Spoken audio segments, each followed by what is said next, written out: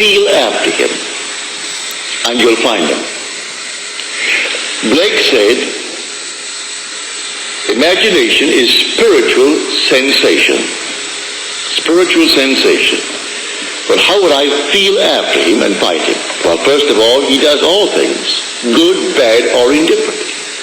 And he waits on me just as indifferently and as swiftly when the will in me is evil as when it is good.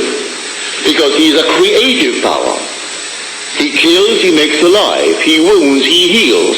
All things are done by the one creative power.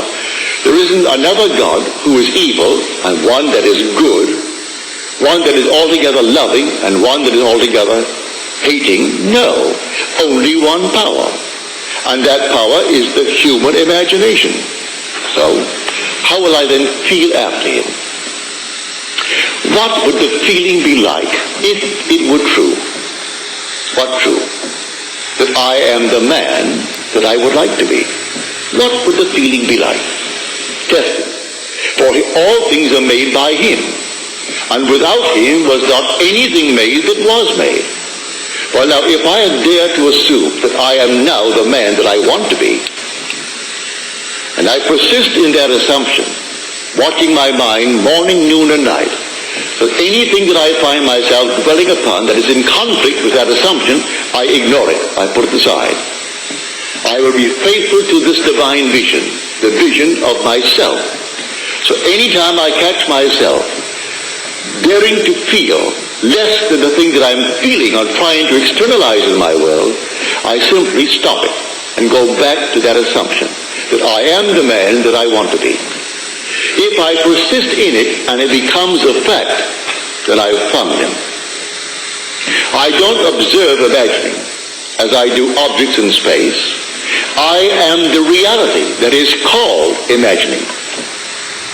So you don't see God, because God is spirit, but you see the results of his activity in you. He is active in you as you imagine. You're completely free to imagine good, bad, or indifferent. So you simply select what you want to imagine. Would you like to be, and you name it. Well, you say, but I don't have the background for it. I do not have any of the qualifications for it. It doesn't really matter. If imagining creates reality, you do not need the qualifications that the world thinks you need. All you need do is simply to boldly assume that you are the man, the woman that you would like to be. And if it proves itself in performance, then you found him. So Paul said to the Athenians, feel after him and you'll find him. Well, I have seen it numberless times in my 34 years of teaching. I started back in February of 1938.